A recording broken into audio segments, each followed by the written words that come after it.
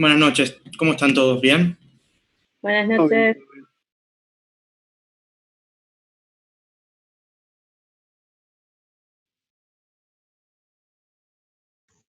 Hola chicos, buenas noches. Hola Lu. Hola, André. Chicos, como vamos a tener una clase con videos, vamos a poner unos videos y a la doctora no se le podían reproducir. Aparezco yo como el anfitrión del aula. Ahora estoy esperando que Wada ingrese, que debe estar por ingresar en cualquier momento, y ahí vamos a empezar la clase.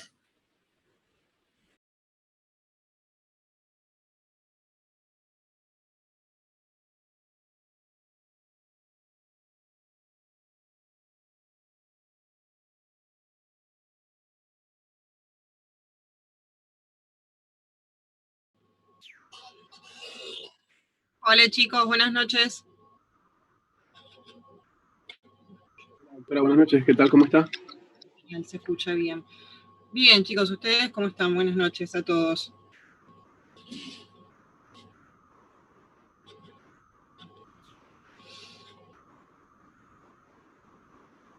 Hoy, ahí voy viendo que se van conectando algunos más. Hoy verán que no estoy como administradora o hospedadora, algo así se dice en lo que es Zoom. Sabrán disculpar con la tecnología.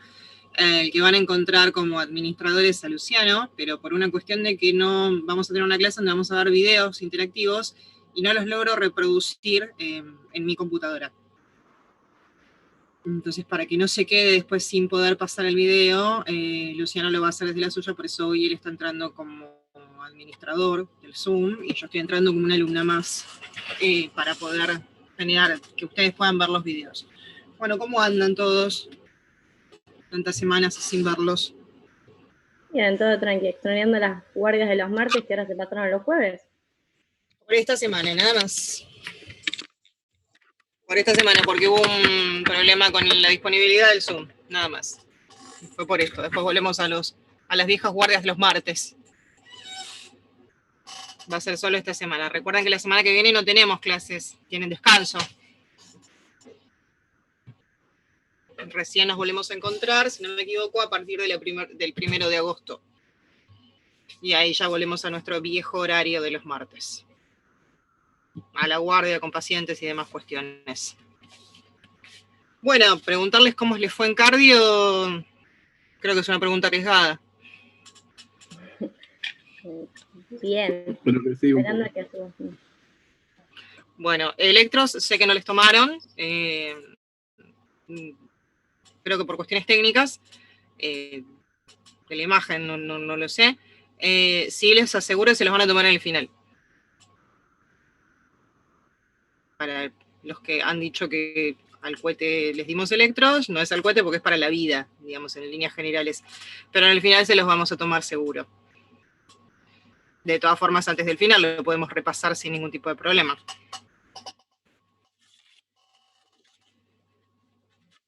Más que nada para que no se hayan olvidado tanto de lo de electro a la hora de rendir el final. El resto de los exámenes, ¿cuándo los rinden?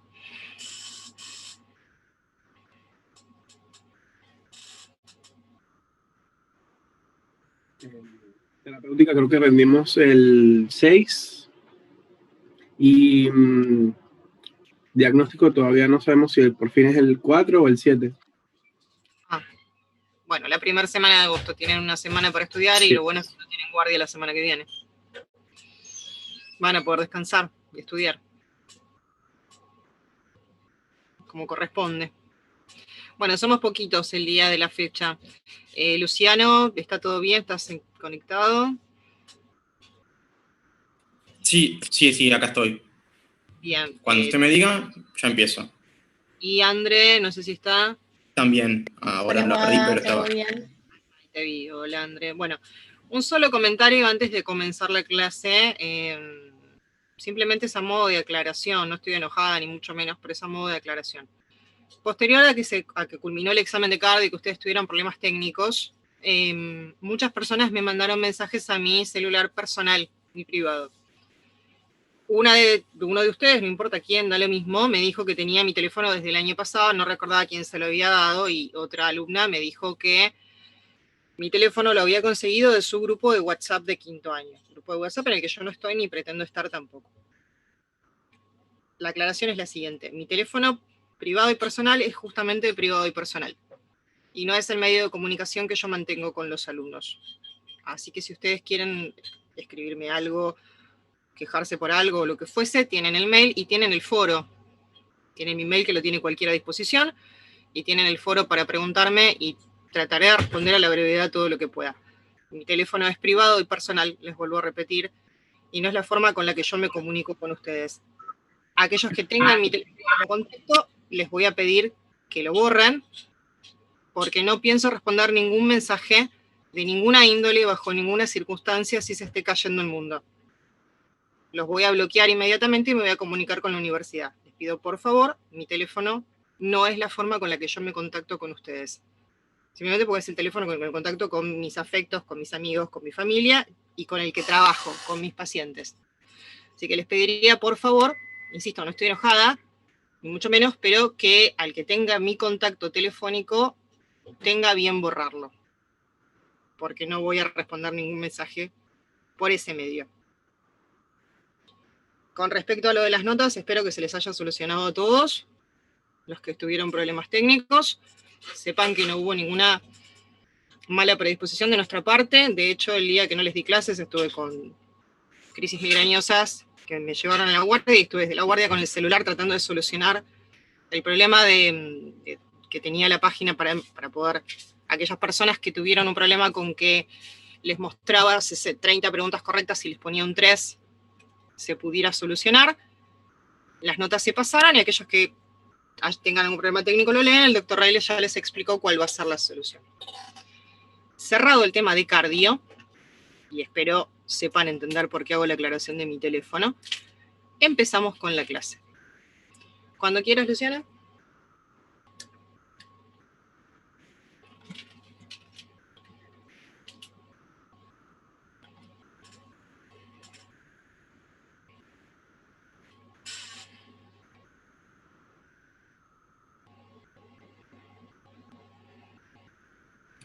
Listo, Guada, cuando usted me diga, yo voy a ir pasando las diapositivas. Vale, bueno, ahí lo ven bien todos, porque ahora yo no tengo los comandos. Perfecto. Perfecto, bueno, me alegro. Arranquemos. La clase de hoy tiene los siguientes temas que tenemos que conocer. El primero es el tono muscular, luego vamos a ver reflejos, un breve repaso de la fisiología de los reflejos, y veremos los reflejos profundos y los superficiales. Posteriormente vamos a ver movimientos anormales, es ahí donde vamos a ver videos. Para Neuro los videos les van a ser de mucha utilidad, y ustedes tienen la ventaja que en mi época también existía, pero en otras épocas no. Por ejemplo, no sé, cuando estudió el doctor Rey, no lo estoy tratando de viejo ni mucho menos, pero sí no existía la página de YouTube, y los videos eran de los que uno podía filmar de sus propios pacientes. Entonces no teníamos como esa capacidad de poder mirar videos como ustedes sí tienen ahora, y pueden aprovechar justamente para buscar videos y aprender un poco a filtrar qué es lo correcto y qué es lo que no. La clase de hoy va a ser más bien teórica, vamos a ver videos, pero a partir de la próxima que tengamos, ya vamos a empezar con los casos clínicos. Este tema lo vimos en cuarto año, para aquellos que cursaron conmigo. Cuarto año, de algunos me acuerdo de las caras. Bueno, Bejará, no sé qué cursaste conmigo. Y de otros por ahí me acuerdo de los por nombres. No asocio nombres tanto con caras. Ya lo hemos visto. Los videos que van a ver ahora son mejores, de mejor calidad. Los puso a Luciano, porque yo soy un desastre con la tecnología. Y para aquellos que cursaron conmigo, vieron que cuando les di la clase les pasé todo el teórico y después les puse los videos porque no sé insertarlo. Entonces, bueno, Luciano ayudó con todo esto. Y por último, el último tema de la clase, que se los van a dar Luciano con Andrea, es el tema de marchas. Marchas también les va a dar el doctor Rey, no sé si ya les dio. No, todavía no. Estuvimos viendo en motoneurona superior e inferior y los síndromes. Bueno, sé que se los va a dar él. Yo ya lo tenía preparado, digamos, pero bueno, repasaremos. Hoy vimos marchas, están diciendo por acá. Repasaremos Y al hoy. final, Están con videos las marchas, lo cual me parece que está bueno como para que las repasen. y las puedan ver un poco con videos. Ahí sí les diría, si ustedes buscan videos en la página de YouTube, que sean cautelosos a la hora de ver de dónde sacan el material, de qué tipo de página, para que no se encuentren con un video que realmente no sea el video correcto, o que haya algo que no. De hecho, creo, Luciano, lo sacaste igual, pero hay un video que yo tenía marchas, tenía varias marchas que eran bastante criticables, que las hacía alguien que obviamente no la tenía, era una actuación, entonces no era lo que ustedes vayan a ver cuando vean un paciente que tenga ese tipo de marcha. Sí, ese no lo puse, que era un médico que estaba imitando las marchas de diferentes tipos de patologías. El resultado general era como un médico que estaba ebrio, que intentaba hacer la mayoría de las marchas y parecían todas a alguien que estaba en estado de ebriedad, intentaba imitar a alguien, no era muy claro. Igual estaban graciosas, era lindo. Y era gracioso porque el señor parecía que estaba ebrio, por no decir otra palabra más común. Bueno, empecemos con tono, ¿sí? El tono es algo que ustedes van a evaluar mucho en los pacientes. Principalmente lo que van a evaluar son las dos grandes patologías, que el paciente tenga hipertonía o que el paciente tenga hipotonía, o que mantenga su tono normal. La pregunta del millón es ¿qué es el tono? El tono es aquel estado de semitensión que me permite que un músculo en reposo mantenga su posición y que me permita mantener una posición en el espacio. Sea la posición que sea, por ejemplo, en este momento yo estoy sentada frente a la computadora, que me permita mantener esta posición, o alguien que esté parado, que le permita mantener la postura de la bipedestación y mantenerse en esa posición. Para eso es necesario que el músculo mantenga su inervación, para eso es necesario que se fije una determinada posición en el espacio, y para eso es necesario que se mantengan justamente los reflejos espinales. Iba a pasar yo, pero no puedo, Luciano. ¿Cuáles van a ser las patologías? Dijimos que lo normal es mantener un tono que me permita mantener esa posición en el espacio. Las dos grandes patologías van a ser aquellos pacientes que tienen hipotonía o los que tienen hipertonía. La hipotonía, como su nombre les dice, es un paciente que ha tenido una disminución en el tono muscular.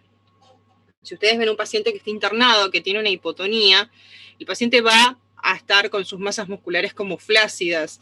Si ustedes lo van a ver en la cama, porque por supuesto el paciente va a estar acostado, va a estar en decúbito, lo van a ver el paciente y el paciente va a dar la impresión de estar hundido en el colchón, porque ha perdido de alguna manera esa masa muscular. Si ustedes tocan el músculo, la masa muscular tiene una consistencia bastante blanda. Cuando le piden al paciente que genere algún movimiento, ese movimiento tiene que hacerse con dificultad, y es un movimiento de gran amplitud, es un movimiento que el paciente, si yo les pido a ustedes, cualquiera de ustedes, no sé, Andrea levanta la mano, Andrea va a poder levantar la mano con mucha facilidad. Ahora, si Andrea tuviera hipotonía, esperemos que no, Andrea, que no la tengas. Si sigo sin hacer ejercicio, probablemente sí. Bueno, tratemos que empieces a hacer ejercicio pronto y no te pase eso. Y le pido que levante la mano, va a generar el movimiento va a ser bastante más amplio para poder generar ese mismo movimiento que yo le estoy pidiendo. No va a levantar la mano como le pasaría a cualquiera de todos ustedes. Luciano. ¿Cuáles son las causas más comunes de hipotonía que ustedes se van a encontrar en un paciente? La más común que van a ver es el síndrome de motoneurona inferior. ¿Vieron algo ya de motoneurona? Sí, ¿cómo estás, Boda? Ayer lo vimos. ¿Ya lo vieron? Buenísimo, entonces ya lo tienen como claro. ¿Vieron las dos? ¿La superior y la inferior? Sí, hoy terminamos de ver la parte de inferior. Bien, perfecto. Si tenemos un inferior, ¿cómo está el paciente? Está hipotónico porque está enervado, no tiene inervación motora. Bien, ¿y está hipotónico cuánto tiempo? Todo el tiempo, o sea, como está enervado, hay una flacidez del músculo y está hipotónico para siempre. ¿Sí? Días, ¿no? Está hipotónico permanentemente. Después de 5 días. ¿Sí? Está Claro. hipotónico todo el tiempo, pero esa hipotonía se va a prolongar. Y es eso lo que hace que el paciente que tenga un síndrome de motoneurona inferior no vuelva a poder caminar. También hay hipotonía en los primeros días que aparecen en la lesión de una motoneurona superior. Posteriormente, el paciente que tiene una lesión de la motoneurona superior se va a poner hipertónico. Y es eso lo que le permite al paciente con lesión de la motoneurona superior recuperarse y volver a caminar con una marcha particular, que la vamos a ver ahora más adelante, y con una postura particular del miembro superior, pero gracias a esa hipertonía que va a generar posterior a los primeros 4 o 5 días va a poder volver a caminar. También se suele ver hipotonía en las miopatías, que es uno de los temas que vamos a ver más adelante, más en la cursa de neuro, esto es un repaso. También se va a poder ver hipotonía en los pacientes que tienen síndrome cerebeloso, con todas las características que aparecen en el síndrome cerebeloso y con el tipo de bipedestación que tiene el síndrome cerebeloso. También se puede ver en los pacientes que presentan corea y en las múltiples causas por las que el paciente puede tener corea, la más conocida de ellas es la corea de Huntington, y en los pacientes que tienen un síndrome cordonal posterior, sea también cual sea la causa. La próxima. Hablemos un poco de lo que es la hipertonía. La hipertonía es el aumento del tono muscular. Son pacientes donde las masas, yo voy a ver un paciente que está acostado y el paciente va a hacer relieve sobre la cama. Tiene un aumento del tamaño de las masas musculares. Cuando hablamos de hipertonía, tenemos que distinguir dos tipos de hipertonía. La primera de ellas es la hipertonía piramidal, que aparece luego de los primeros 4 o 5 días donde el paciente tiene instalada la parálisis de la motoneurona superior. Son pacientes que tienen diferenciación de la hipertonía en miembros superiores con respecto a los miembros inferiores. Los miembros superiores aparecen en una posición como en garra, que es el brazo que está flexionado, y cuando yo quiero que cambie esa posición, ¿qué pasa? Va, al principio cuesta que cede y después va cediendo de a poco como si fuese una navaja. Bien, ¿saben todos lo que es una navaja? Por ahí la gente de Brasil se llama de otra manera. Bien, no vi que nadie escribiera nada. Sí, escribieron. Soy yo la que no lo miré. Bueno, sí, estimo que todos saben, son esos cuchillos que se utilizan a veces en los campamentos, en las casas y demás. Entienden todos lo que es una navaja. Al tener el brazo en flexión del miembro superior, cuando yo quiero que lo extienda, la mano, el brazo está en flexión, la mano está en garra, yo intento vencer esa flexión, existe una resistencia marcada para que la venza y luego la vence de golpe. Cuando la vence de golpe aparece este famoso signo que conocemos que es el signo de la navaja. En cambio, en los miembros inferiores, ¿qué pasa? Luciano, listo. Hago una extensión. Sí, perdón, se me fue. El miembro inferior adopta justamente una posición de extensión rígida, eso es lo que hace que posibilite la marcha. Pero, digamos, no va a poder caminar y flexionar rodilla. El miembro está en extensión y está rígido. De esa manera, cuando el paciente intente caminar con la pierna que tiene afectada por la lesión de la motoneurona superior, va a describir en el piso la forma de una hoz. ¿Todos saben lo que es una hoz?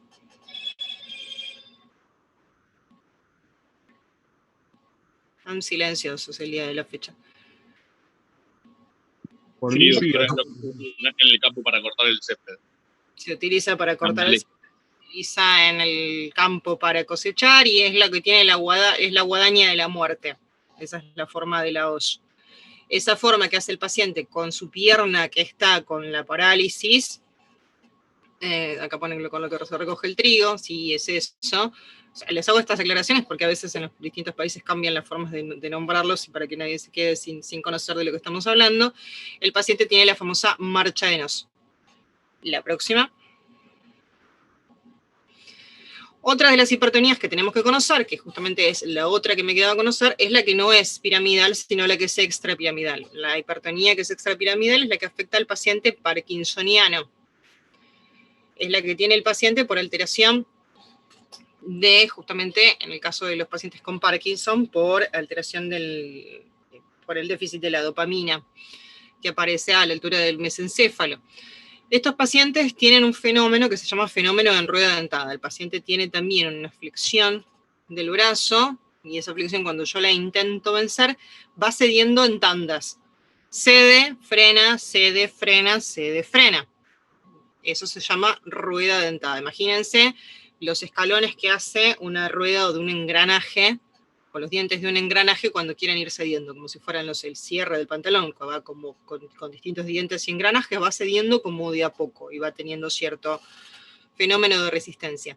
Además, el paciente que tiene Parkinson tiene otras características que suelen también afectarlo. Lo que es la hipertonía extrapiramidal afecta tanto a miembros inferiores como a miembros superiores, y aparece la hipertonía en flexión, lo que provoca también que estos pacientes no terminen con una incapacidad para la marcha y una postración. Si bien los pacientes que tienen Parkinson, lo vamos a ver, también lo van a ver conmigo, cuando hablamos de las vacaciones, tienen una marcha particular. Son pacientes que van como agachados y dando pasos cortitos y van muy pegados al piso y empiezan con una marcha abrupta y luego tienen mucho riesgo de caerse, están como más pegados hacia el piso. Posteriormente, cuando la enfermedad va avanzando, estos pacientes terminan postrados y con una incapacidad de caminar. Además tienen signos que les son característicos. Tienen una fascia, una cara, que es el jugador de póker. Si alguno sabe jugar al póker, sabe que un buen jugador de póker no se le tiene que ver de alguna manera las emociones en la cara. Entonces, es la típica cara de alguien que sabe jugar al póker, que no tiene ningún tipo de expresividad. También tienen el pelo más graso y la piel más brillante. La próxima, toda tuya. Bueno, voy a nombrar un poquito la fisiología del arco reflejo. Como recordarán, para que se produzca un arco reflejo, ¿sí?, es necesario, primero, acordarse que es un movimiento involuntario, ¿sí?, producido por una respuesta fisiológica a ciertos estímulos. El reflejo más común es el miotático, por lejos. Para que se produzca necesitamos un receptor, que va a ser el que sense el estímulo, una vía aferente, que va a ser la que envíe el estímulo a un centro integrador, que en este caso van a ser la médula, en sus diferentes secciones, dependiendo del músculo que se busca estimular, una fibra eferente y después el mismo músculo, que va a ser el músculo efector. Acuérdense que el receptor en estos casos es el uso neuromuscular, ¿sí?, que tiene dos tipos de fibras. Esas fibras van a sensar el estímulo dado, va a ser por el martillo, ¿sí? Yo golpeo al paciente, estimulo las fibras del uso neuromuscular.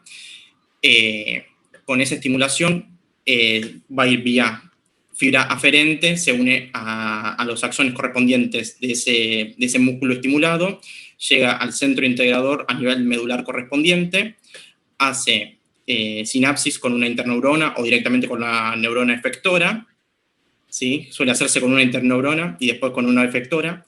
Esta es una motoneurona alfa de la vía del asta anterior.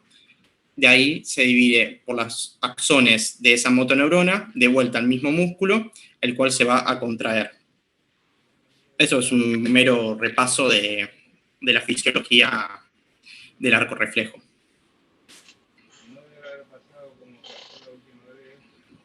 Bueno, con respecto a los reflejos que vamos a evaluar, los reflejos, recuerden ustedes que podemos evaluar los reflejos profundos u osteotendinosos y los reflejos superficiales. Los superficiales que más conocieron son, por ejemplo, los abdominales, los cutáneos abdominales, y los profundos vamos a tener reflejos profundos osteotendinosos que se van a evaluar en miembro superior y reflejos profundos que vamos a evaluar en miembro inferior.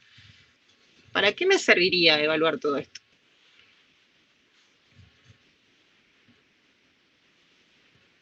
Para evaluar que esté neurológicamente bien, no tenga ninguna patología, ningún síndrome de motoneurona.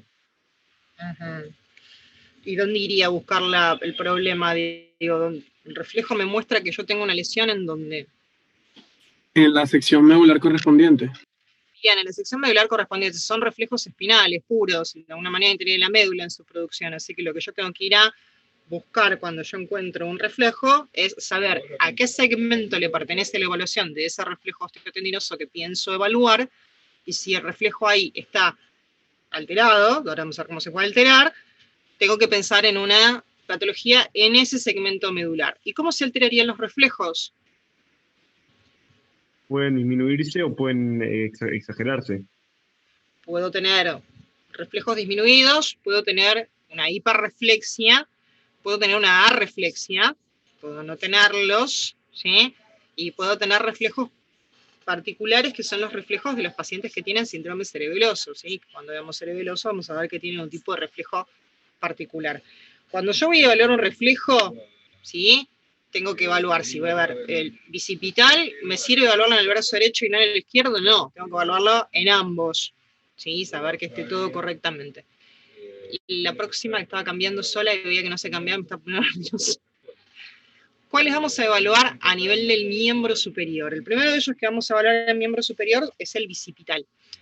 Para evaluar el bicipital lo que vamos a hacer es colocar el miembro superior del paciente en flexión, haciendo que descanse su antebrazo sobre nuestro antebrazo, ¿sí? Sobre el antebrazo del evaluador. Es muy difícil mostrarles esto si no los estoy viendo y sin que lo podamos hacer de forma práctica. Pero bueno, sé que el día que las clases vuelvan y ustedes hagan las prácticas lo podrán evaluar. Para esto les recomiendo sí buscar algún video, en esto no pusimos ninguno, pero lo ideal es que lo vean sobre un video, igual más adelante hay algunas imágenes para que lo vean, ¿sí? Lo que vamos a hacer es poner nuestro dedo pulgar sobre el tendón del bíceps, eso lo hacemos fácil sintiendo el tendón del bíceps, haciendo que el paciente de alguna manera flexione, siento el tendón del bíceps. Luego lo que voy a hacer es con un golpe seco, ¿sí? El golpe que tiene que ser con movimiento de la muñeca, no es un golpe en el que yo pretendo traspasarle el codo con el martillo. Porque he visto alumnos que lo hacen de eso, y yo también lo he hecho de esa manera, y todos lo hicimos mal en algún momento. Es un leve movimiento de la muñeca oscilante con el martillo para que el martillo pegue en el lugar correcto. Vamos a pegar sobre nuestro dedo. Así que en este si pegan fuerte les va a doler a ustedes. ¿Qué es lo que va a hacer el paciente? Flexiona su antebrazo sobre el brazo. Va a flexionar su antebrazo sobre el brazo, ¿sí? Si el paciente está muy rígido, está muy nervioso, yo no logro que el paciente se relaje, difícilmente el reflejo salga. Ahí traten de hacer maniobras persuasivas. Si ven que el paciente está muy tenso, que tiene miedo por algo, bueno, que les cuente algo, ¿sí? Yo las maniobras que utilizaba eran las mismas que usaba cuando tenía que usar una punción. Si era una mujer y era grande, le preguntaba por los hijos o por los nietos si los tenía.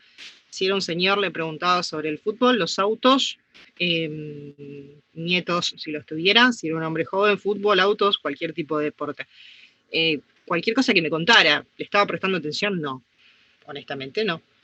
Lo que quería era que me hablara de otra cosa, no mirara y se relajara para que yo pudiera evaluarlo de alguna manera. Cuando vayamos puntualmente al de rodilla, vamos a ver que existe otra maniobra persuasiva que es bastante insimpática. ¿Cuál segmento estoy evaluando? Estoy evaluando el quinto segmento cervical. Si el reflejo sucede, el segmento cervical está indemne. Ojo que los reflejos se agotan.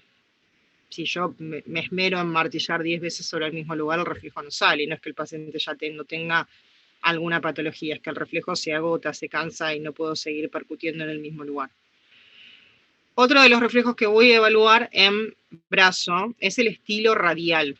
Lo que voy a hacer es colocar el antebrazo del paciente en ligera flexión sobre nuestro brazo y percutir la apófisis estiloides del radio. Lo que el paciente va a hacer es una leve flexión del antebrazo, va a flexionar los dedos sobre la palma y va a hacer una ligera supinación. Este es un reflejo más sutil a la vista, tengo que estar prestando mucha más atención, y si el reflejo sucede, por supuesto que al principio les cuesta sacar los reflejos, esto lleva práctica. Si ustedes tienen en sus casas, porque lo usaron para cuarto, un martillito, practiquen con cualquier ser humano que tengan a mano, madre, padre, hermanos, novios, novias, cualquier persona, y vayan martillando para ir practicando esto. Si todo está bien, la indemnidad la tengo a nivel del sexto segmento cervical. La próxima. Ahí tienen los dos que acabamos de nombrar. Ven cómo, en este caso, el que es el bicipital, el médico está tomando del codo y haciendo descansar el antebrazo del paciente sobre el antebrazo del médico. No está poniendo el dedo, como yo les dije, o por lo menos no se ve en la imagen. Uno suele poner el dedo, o a veces se suele hacer al revés, digamos, el paciente suele estar del mismo lado que nosotros y hacemos descansar su antebrazo sobre el nuestro. Ponemos nuestro dedo pulgar y percutimos sobre nuestro dedo pulgar. El otro, sí, que también vamos a hacer, apoyar al paciente la palma para que esté floja. Si vemos que el paciente tiene mucha rigidez, si el paciente está como muy reactivo a que no lo podamos hacer, hay que ir persuadiéndolo, diciéndole que esté flojo, que no pasa nada, y que no se asuste, ¿sí? Y percutimos sobre la apófisis estiloides. Lo que haría el paciente sería hacer una leve supinación y una flexión sobre la palma. La próxima. Otro de los reflejos que voy a evaluar a nivel del miembro superior es el tricipital. El tricipital lo que vamos a hacer es apoyar, sostener el antebrazo del paciente en ángulo recto, en un ángulo de 90 grados, un ángulo que se forme entre su antebrazo con su brazo, lo tomaremos del codo, trataremos también que se quede flojo, es una posición en la que es bastante difícil que el paciente esté flojo, y vamos a percutir sobre el tendón del bíceps. La respuesta que el paciente va a hacer es más ostensible, es más similar a lo que es el bicipital, la voy a dar más rápido. La respuesta va a ser la de la extensión del antebrazo sobre el brazo. Siempre traten de mantenerse indemnes ustedes. Con estos no pasa nada, demasiado, pero vamos a ver ahora con el de rodilla que si se colocan en mala posición en el espacio van a ser ustedes los que salgan lesionados. Si está todo bien con el tricipital, la indemnidad se encuentra a nivel del séptimo segmento cervical. Otro de los reflejos que van a ver en la mano es el cúbito pronador, que es el último reflejo que tengo que evaluar en la mano. Lo que voy a poner es colocar el antebrazo del paciente, descansando sobre el antebrazo mío, el antebrazo del médico que lo estoy evaluando, y percutir la apófisis estiloides del cúbito. Y lo que el paciente va a hacer es una leve pronación. También es un reflejo más sutil, ¿sí? Como el del estilo radial. Tienen que estar un poquito más atentos a cuando el paciente lo haga. Si el paciente lo hace bien, la indemnidad es la del octavo segmento cervical. ¿Vamos bien hasta acá? Sí. Bien. La siguiente. Ahí ven cómo estoy haciendo cuál. Tricipital. El tricipital. Yo me pongo poniéndole la panza al paciente, me pusiera en otra posición, digamos, y la mano del paciente pudiera pegar mi panza, la lesionada voy a ser yo. Sí, fíjese cómo el médico se ubica para que no pase justamente esto, hago mirar al paciente a otro lado, o trato de persuadirlo con cualquier otra maniobra para que se relaje, afloje y me deje percutir. La próxima. ¿Qué pasa a nivel del miembro inferior? A nivel del miembro inferior, el más conocido que ustedes van a ver es el patelar. El patelar o el rotuliano. El patelar lo que me evalúa es el segmento lumbar 3 y 4. Lo que voy a hacer es sentar al paciente en una estructura donde las piernas no toquen el piso, donde las piernas queden colgando. Por ejemplo, la camilla. Si la pierna toca el piso, no me sirve. Si el paciente está acostado y yo no puedo sentarlo, supongamos que es un paciente que ha tenido un síndrome de motoneurona, yo no lo puedo sentar, o es un paciente muy añoso, no lo puedo sentar, lo que yo puedo hacer es, también es difícil explicárselos si no lo podemos hacer en vivo, ¿no? Yo, en mi caso, soy diestra. Yo apoyo mi brazo con mi pierna izquierda, con mi brazo izquierdo, voy a poner mi codo apretando la pierna que no voy a evaluar. Voy a pasar mi mano por debajo de la rodilla de la pierna que voy a evaluar y la voy a sostener yo en el aire. Y con mi brazo derecho, que es mi mano hábil, voy a tomar el reflejo. ¿A nivel de dónde? En el nivel del tendón rotuliano. ¿Lo entendieron? Más o menos. O sea, agarrás con tu brazo izquierdo la pierna que vas a hacer el reflejo, con la derecha harías ese reflejo. Vamos a suponer que vos estás acostado, ¿sí? Que yo quiero evaluar tu pierna izquierda.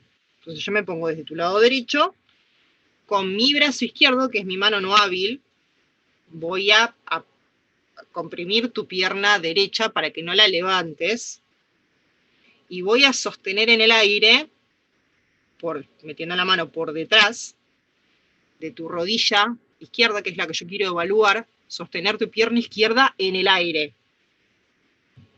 Con mi mano voy a tener que sostener el peso de tu pierna, a la altura del hueco popliteo, a la altura de la rodilla por la cara posterior. Y con mi brazo derecho voy a pegar sobre el tendón rotuliano. Un poquito más claro. Después lo tendría que hacer al revés para evaluar la otra pierna. Esto se hace en caso que los pacientes no los podamos mantener sentados. Si el paciente se puede sentar, lo sienta en la camilla y que las piernas no estén tocando el piso. Acá sí existe una manera distractiva en la que el paciente puede utilizar sus manos y donde yo lo puedo poner a hacer algo para que se distraiga si es que no logro que el paciente esté flojo. Hay mucha gente que se queda como muy tensa y muy rígida y no puedo de alguna manera distraerla. Esta maniobra de distracción tiene un nombre, el resto, bueno, nada, son maniobras que ustedes se van a ir ingeniando, no hay ninguna maniobra puntual para distraer. Yo les digo, por lo menos que es lo que hago yo, los hago hablar, de esa manera se distraen y me dejan evaluar tranquila. Esta maniobra sí tiene un nombre propio, que es algo que siempre se les pregunta, así que vayan sabiéndolo, que es la maniobra de Jendrowski. ¿Qué es lo que voy a hacer? Puedo hacerle decir al paciente, bueno, vamos a contar de 5 en 5. Si agarro un médico, no se ofendan, ¿eh? Yo, por lo menos, si me lo hicieran a mí, de 5 en 5, ponele que puedo. Si me dicen de 3 en 3 se me complica, pero porque no sé ni sumar. La mayoría de los médicos no lo sabemos, quizás ustedes no entran en ese grupo.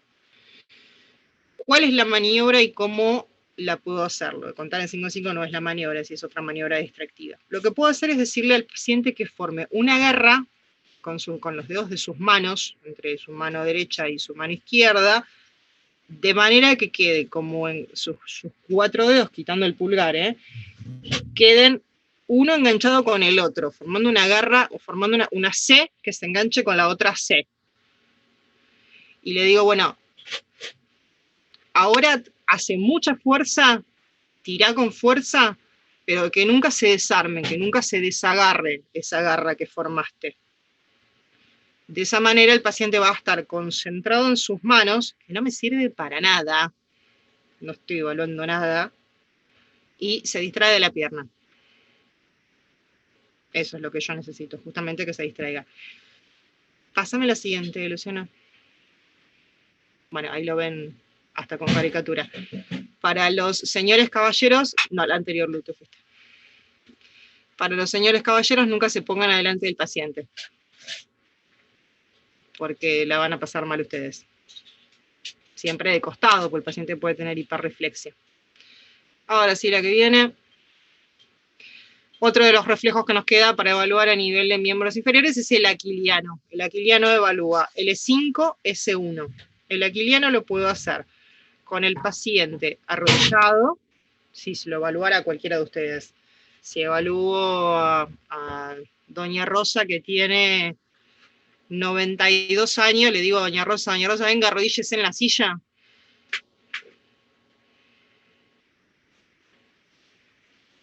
No sería lo mejor. No, doctora, pobre. Y doña Rosa se cae, se quiebra la cadera y vamos para el reemplazo. Entonces estaríamos complicados. No podría. En los pacientes que no puedo hacer que se arrodillen, puedo evaluarlo con el paciente acostado. ¿Cómo voy a hacer? Es una maniobra bastante similar a la que hice para la rodilla, pero en este caso lo que necesito es que el talón me quede en la posición que están viendo en la imagen de su izquierda. ¿Cómo hago eso? Levanto la pierna, le hago flexionar la rodilla, ¿sí? Para que el talón me quede en esa posición y yo pueda evaluar el reflejo. Le voy a hacer como una especie de 4. Esa es una de las formas. Otra de las formas, si el paciente puede estar acostado boca abajo, hago también lo que estoy viendo en la primera foto de la rodilla. ¿Dónde voy a percutir? Voy a percutir a nivel del talón de Aquiles. Sí, el talón de Aquiles. La respuesta, ¿cuál va a ser con este reflejo?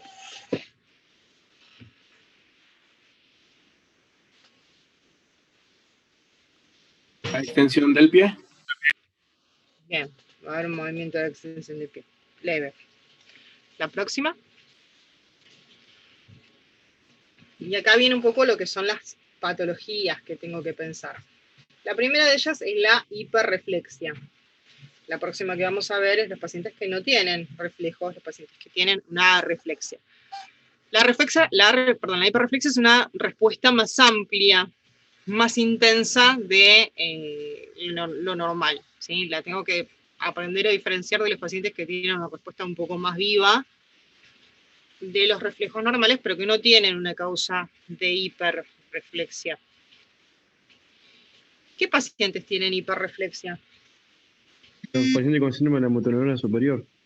Los pacientes que tienen motoneurona superior tienen hiperreflexia, ¿sí? Cuando tengo una hiperreflexia voy a tener además dos fenómenos, ¿sí? La respuesta de los músculos que fueron excitados por ese arco reflejo, y cuando golpee el martillo más allá del sitio normal, del sitio puntual donde yo voy a obtener el reflejo, voy a obtener una respuesta habitual. O sea, yo no pego exactamente en el tendón rotuliano, pero igual el paciente va a hacer la respuesta de como si estuviera percutiendo el tendón rotuliano.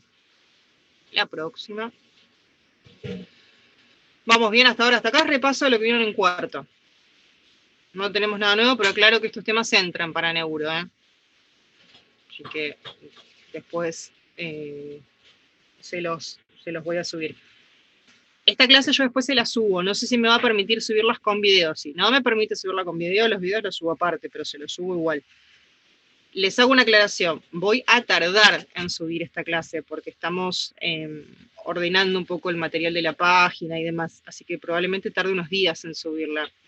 Si alguno la quiere ya, me la pide por mail y la paso. Igual los que cursaban en cuarto conmigo lo deben tener. La otra de las patologías que tenemos que ver es la arreflexia. La arreflexia, profunda o osteotendinosa, suele aparecer en algunas patologías, por ejemplo, cuando tengo una lesión de la rama aferente o eferente, como puede pasar en los pacientes que tienen una uritis, una polineuritis o una radiculitis. También en los pacientes que tienen lesiones de las raíces posteriores, de los cordones posteriores, como por ejemplo el tabes dorsal, que se suele ver una reflexión principalmente a nivel aquiliano patelar, y en los pacientes que tienen, por ejemplo, una poliomielitis, porque tienen alterada la neurona motriz periférica. Estos pacientes tienen una arreflexia. La próxima. Bien. Babinski, ¿qué era esto? Babinski era un reflejo que era patológico en el signo de control superior, donde tenías una extensión de los dedos del pie y una también del hallux que formaban como un abanico. ¿Es siempre patológico? No, los chicos recién nacidos no, pero los adultos sí. O sea, un niño de 6 meses no es normal. ¿Y hasta qué edad es normal? Hasta el año, o un poquito. Hasta que caminan. ¿Por qué? No tiene el reflejo plantar desarrollado. ¿Y por qué? Porque caminan. Por la desmielinización o la mielinización ¿De quién? de los nervios. ¿De cuál? Hoy estoy con problemas en ¿por qué? Por falta de la caminata, por eso no desarrollan. ¿Pero qué es lo que se mieliniza y por qué eso el niño camina?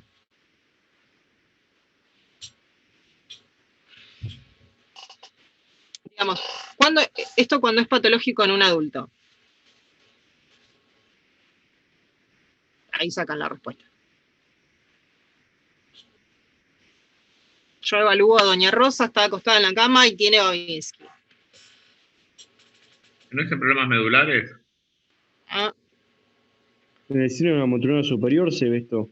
Es un reflejo en la motoneurona superior, porque ¿qué es lo que se dañó? El haz piramidal.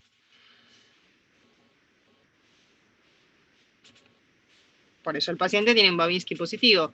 ¿Qué es lo que se mieliniza en el niño para que pueda caminar? La vía piramidal. Cuando la vía piramidal está completamente mielinizada, el niño camina. Y el Babinski, o sea, o el reflejo plantar positivo desaparece. ¿Existe en el adulto la posibilidad de escribir en la historia clínica reflejo de Babinski negativo? No. Si el Babinski sí está, es positivo. Si no, es un reflejo plantar normal. ¿Cómo van a tomar el Babinski? Con cualquier objeto que sea puntiagudo, léase la parte de atrás del martillo, o algunos martillos, si alguno lo tienen, que tienen como una especie de punta de cincel, que está justamente para tomar el Babinski o para hacer la maniobra del tocopincho. Lo pueden tomar con eso, a veces con la lapicera misma, obvio le van a rayar el pie, pero con la lapicera se puede tomar. Lo que van a hacer es trazar una línea que vaya ascendiendo a la altura del quinto dedo. Muchos, bueno, yo no tengo los controles en este momento, pero Luciano, vos podés, como viste donde la flecha empieza a curvarse. Bien, déjalo un poquito más abajo. Más abajo, ahí, más o menos para esa altura, más arriba, antes de que empiece la curva. Muchos neurólogos dicen que con que la tomes hasta ahí, donde está la flecha en este momento, alcanza. La realidad es que está descripta que una vez que vos llegas hacia la parte superior, vas a generar esa curva y la respuesta del paciente, ¿cuál va a ser? Si es positiva, que el dedo gordo se extiende, que los 4 dedos se abran en abanico. Y ahí vamos a decir que mi paciente tiene un Babinski positivo, o sea, presumo que tiene una lesión de la vía piramidal, y se asocia a los síndromes de motoneurona superior. Es importante que lo tomen y que cuando ustedes vean un paciente realmente lo hagan en ambos, para que vean dónde está justamente la lesión de la motoneurona superior. ¿Por qué les digo esto? No me ha pasado a mí de verlo, sí me pasó como alumna, que fuimos a ver una historia clínica y decía reflejo plantar negativo, y la paciente tenía un babisque espontáneo en ambos pies. Entonces, digamos, tómenlo, no escriban por escribir. Es un reflejo importante. La próxima. Clonus. Acá aparecen dos cuestiones que ustedes tienen que tomar en todo paciente que tiene un síndrome de motoneurona superior, que son los clonus y las cincinesias. Son a veces bastante difíciles de comprender. Igual esto lo han visto cuando vimos cuarto. Lo que me evalúan justamente, como les dije, es lesión de la vía piramidal. Tienen, con respecto a lo que es clonus, dos clonus más conocidos, que son el clonus de la rótula y el clonus de la mano. Y con los dos lo pueden hacer, los dos sirven, también lo pueden hacer con pie. Digamos, los más importantes que van a tomar son justamente estos dos. ¿Qué es lo que hace un paciente cuando tiene un clonus? ¿Sí?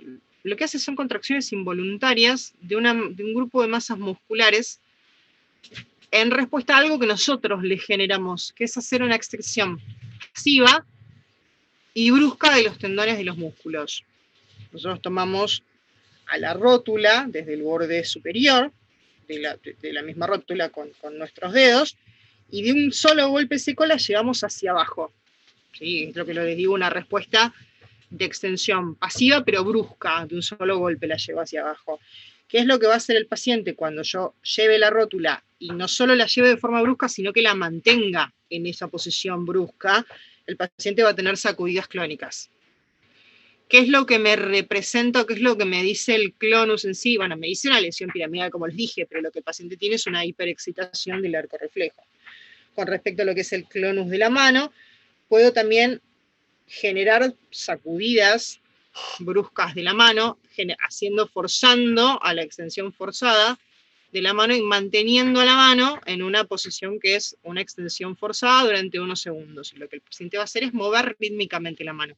Me habla de lo mismo, me habla de la hiperexcitación del arco reflejo, lo que me demuestra una lesión de la vía piramidal. Creo que les pusiste un video, ¿no, Luciano? Sí. Sí, Bueno, después de este estaba. Un poco más de lo que ya les venía diciendo, clonus de la rótula. Tomo el borde superior de la rótula, de un solo golpe la llevo hacia abajo y la mantengo en esa posición. El clonus de la mano la mantengo en una extensión forzada. Mientras la mantengo en esa extensión, va a generar sacudidas rítmicas de la mano. Ahí, cuando quieras.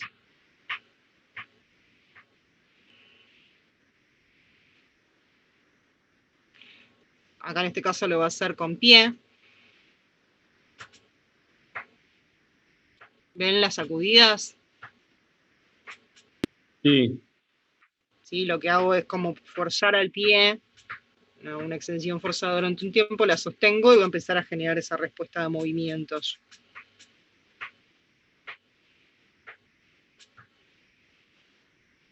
Me parece que es como bastante claro. Después pueden buscar ustedes en internet si quieren el de rótula, que también es bastante visible, y el de mano. Con respecto a las cincinesias voy a tener cincinesias de imitación y cincinesias de oposición como principales grupos que tengo que evaluar. Las cincinesias se dan cuando tengo una lesión de la motoneurona superior o de la piramidal. Las cincinesias, tengo, como les dije, dos principales grupos: aquellas cincinesias que se producen porque el paciente imita los movimientos o porque el paciente se opone a esos movimientos. Las cincinesias no tienen función inhibitoria de ningún tipo de la vía piramidal y por eso se produce este movimiento. Lo que se genera cuando yo hago las cincinesias es que aparecen movimientos involuntarios que el paciente va a tener sobre el lado, bueno, yo le pido al paciente que haga movimientos voluntarios, perdón, ¿te fuiste? ¿Qué me pasaste? Le pido que genere movimientos voluntarios en un miembro y los va a generar en el otro. Pásame la que viene. Las de imitación. Yo le pido al paciente que cierre la mano del lado sano, ¿sí? Y la mano que está enferma intenta imitar.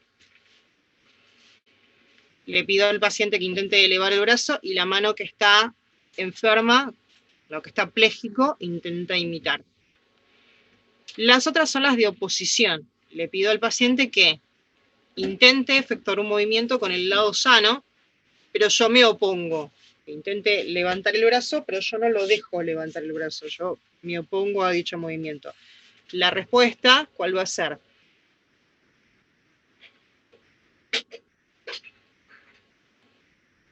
¿Qué les parece si es de oposición?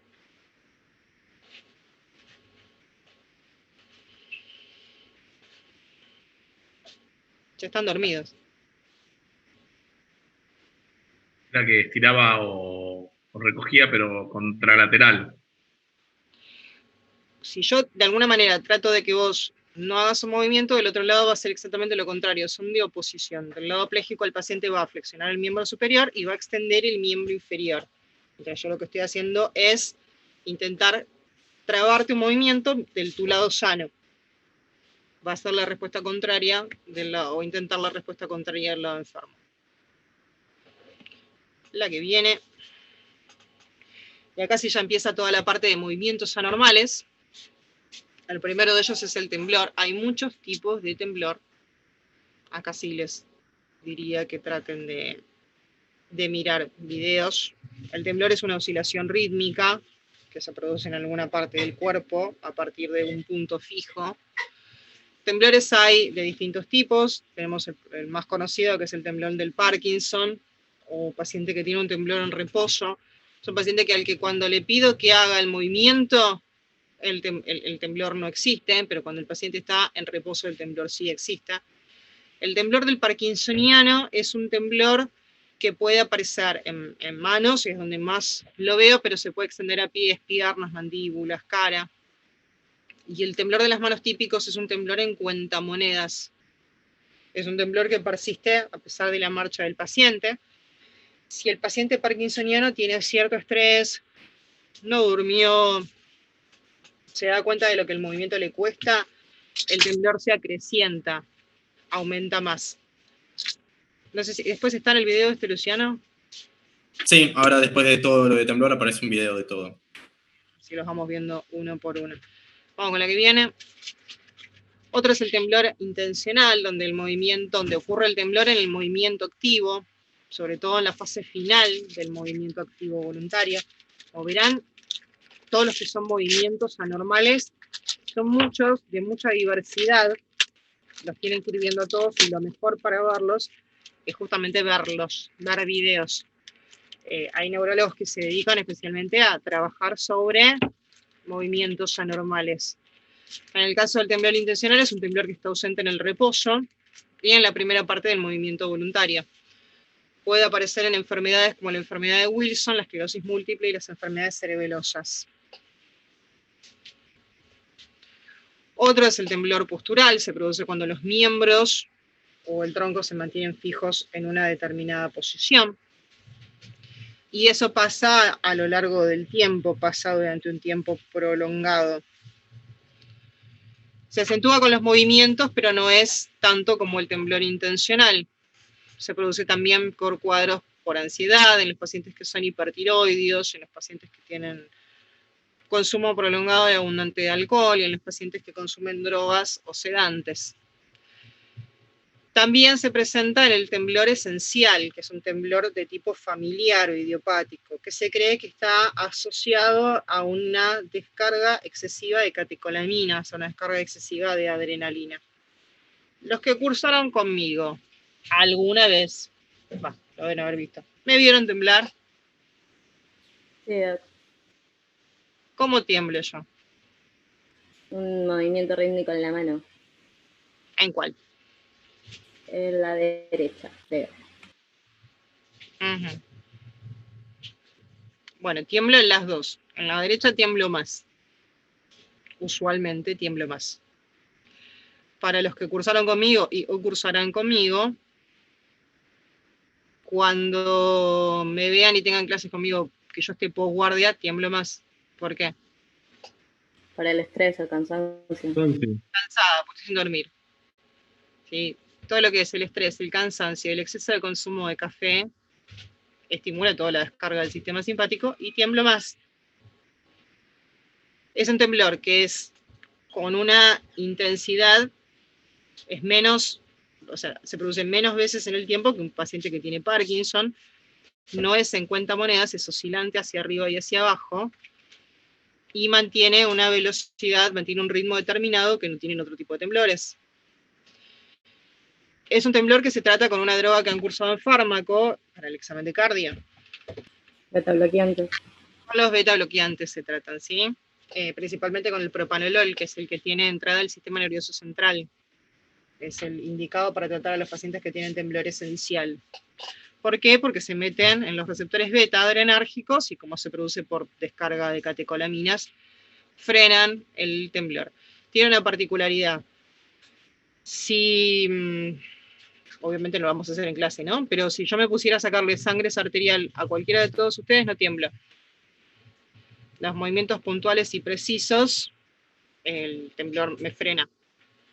Pero después en el resto del tiempo sí tengo bastante temblor. Pero lo vean, o sea, conmigo ven el práctico directo.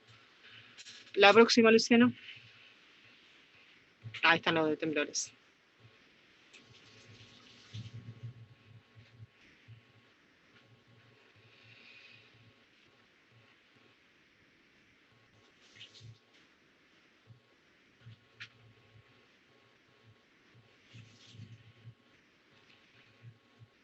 Bueno, ¿qué ven? te tiembla la boca. Temblar en boca. ¿Qué podría ser esto? Parkinson. Puede ser Parkinson, ¿sí? Miren la mano. Algo más a la derecha. Es un temblor rítmico. La izquierda no está temblando en este momento. El paciente tiene la característica, está en reposo. Ahora lo que están haciendo es hacerla contar. No se escucha, yo al menos no lo escucho, pero lo está haciendo, la está haciendo contar y ahora miren cómo aumenta el temblor. Ese es bien característico del Parkinson. Sí, es como si el paciente contara monedas. Que tengan un poco de imaginación.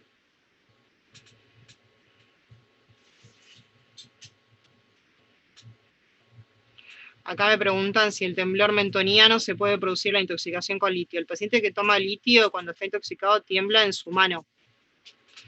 El primer lugar en el que puede temblar es la mano. Para que te llegue a una intoxicación a nivel tal de que tiemble en la boca, ya tuvo un montón de síntomas previos, que son los gastrointestinales y obviamente lo renal. Ya sería una intoxicación muy alta. Pero sí tengan cuidado con los pacientes que toman metoclopramida, que pueden tener movimientos rítmicos en boca por la toma del antiemético.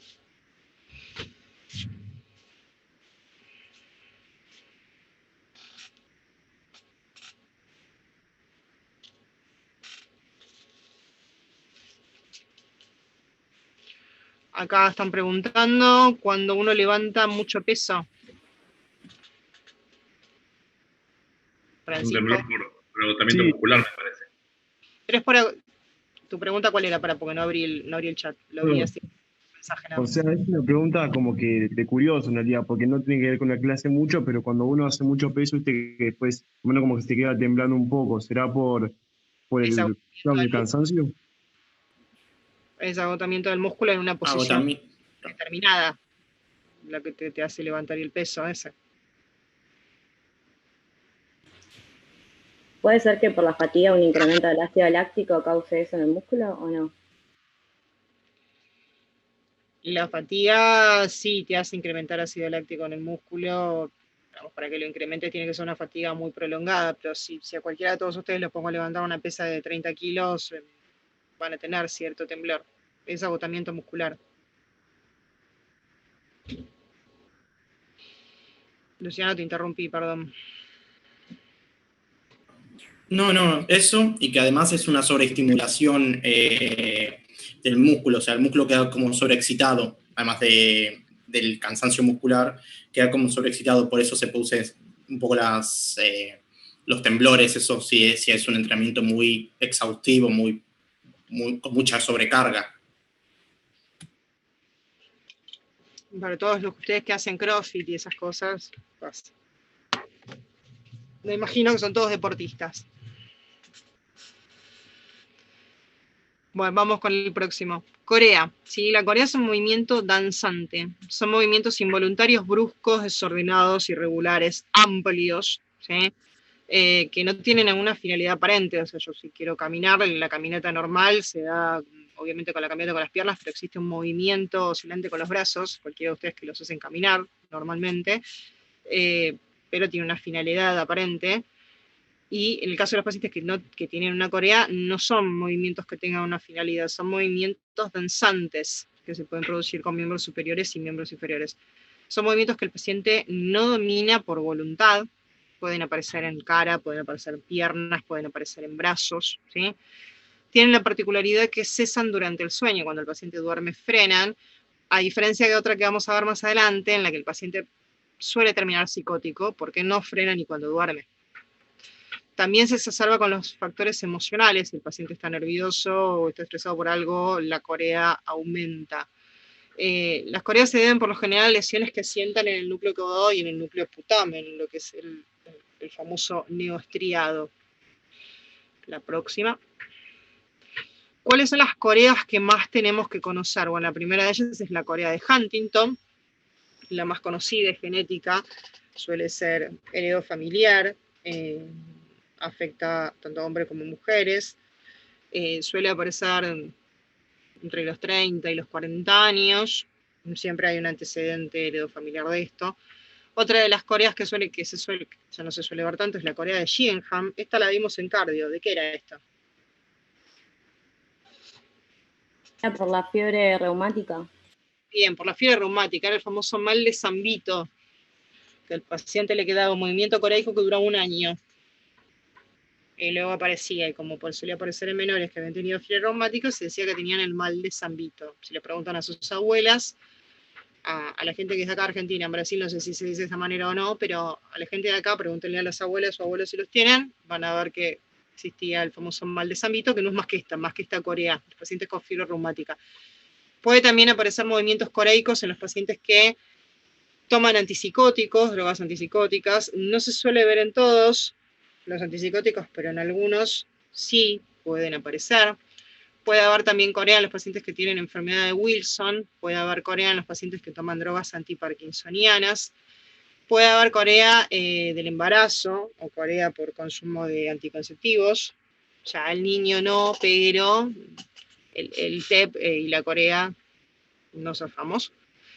Puede haber también corea de tipo senil, puede haber corea en los pacientes que son hipertiroideos, y puede haber corea en los pacientes que tienen policitemia vera. De todas estas, obvio, la más común, o la que más tienen que conocer es esta, que es la corea de Huntington.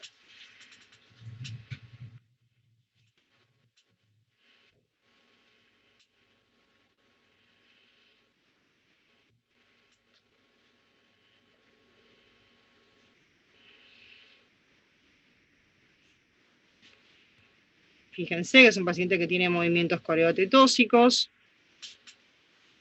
los está teniendo con brazos, con pierna, principalmente es en pierna derecha.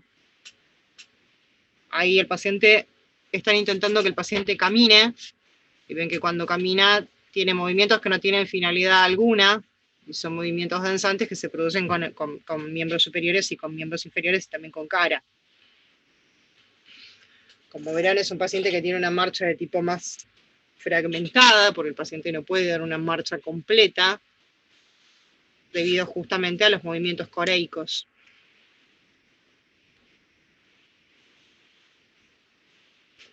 ¿Hay expresiones no tan exacerbadas, doctora?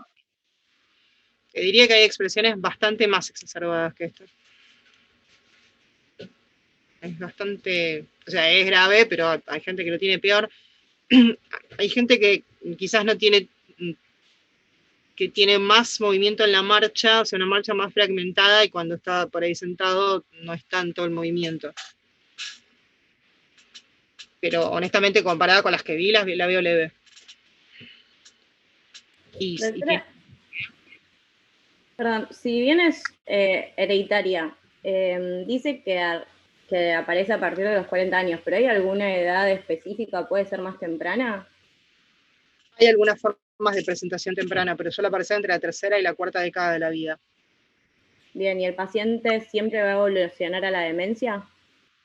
Suelen evolucionar a la demencia. Imagínate que no puedes realizar ningún movimiento en tu vida, o sea, no puedes realizar ninguna actividad en tu vida que no sea con estos tipos de movimientos. Entiendo. Esta es la prima hermana, pero es bastante peor. ¿Sí? Esta, que es el valismo, se produce por lesión del núcleo subtalámico de Lewis, contralateral, se ven infartos lacunares o infartos del tálamo contralateral. Es una forma muy severa de movimientos coreicos de gran amplitud que afectan sobre todo la extremidad superior. Puede aparecer en pacientes ancianos y diabéticos y esta no calma cuando el paciente duerme. El paciente duerme y el paciente continúa con corea.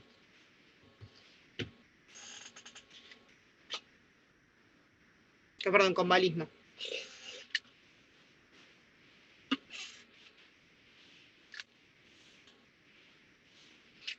Ven que si comparan esta con la otra, ¿qué diferencias le notan? Es un movimiento mucho más exagerado y es como que es regular, como que tiene cierto tiempo que está tranquilo y después hace el movimiento. Es un movimiento bastante más amplio, más grande que el paciente que hacía con corea, con una corea de Huntington, por ejemplo. Es mayor en los miembros superiores. Con respecto a que sea periódico, suele aparecer casi todo el tiempo. Y esta prácticamente no permite que el paciente duerma. Porque imagínense que cualquiera que sufre esto evoluciona necesariamente a la demencia.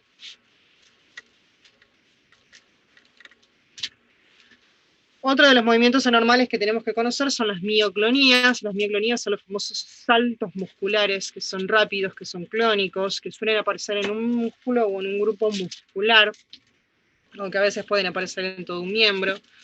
Pueden ser sacudidas que sean entre 10 a 80 sacudidas por minuto. Suelen aparecer antes del sueño, porque la relajación de los músculos cuando estamos por dormir de alguna manera favorece su aparición. Esto nos puede haber pasado a todos en algún momento en la vida, que estás por dormir y sentís que un músculo se salta de golpe, ¿sí? A veces pasan las piernas. A veces en los pacientes epilépticos se suelen asociar las mioclonías con las convulsiones. Las causas de las mioclonías son bastante controversiales. Como les digo, acá ponen sí, te despiertas, sí, si estás medio dormido, ese subsalto que se te da te despierta seguro. Como les digo, a veces la relajación muscular favorece la aparición de mioclonías, por supuesto que no la tenemos todo el tiempo cuando vamos a dormir, pero sí se ha visto que en algunos pacientes distintas patologías exacerban la posibilidad de tener más mioclonías, como por ejemplo los pacientes que tienen EPOC, cuando tienen una alcalosis metabólica, los pacientes renales crónicos, y en la famosa enfermedad de la vaca loca o la enfermedad de Creutzfeldt y Jakob. El valismo afecta a ambos miembros superiores, a veces es mayor en uno que en otro. Ahora van a ver en el videíto que de repente pega el salto en un músculo. ¿Ven la mano? Yo no lo puedo señalar, pero Luciano se los puede señalar.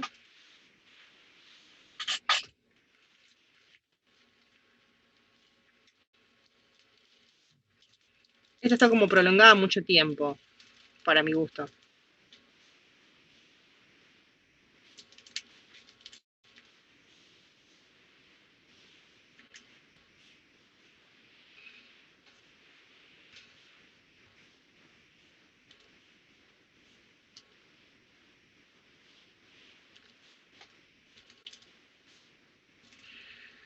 Otros movimientos involuntarios que van a ver bastante frecuentemente son los tics, se suelen ver a veces en los niños. Los tics tienen la particularidad de que cesan con el sueño y se exacerban con el estrés.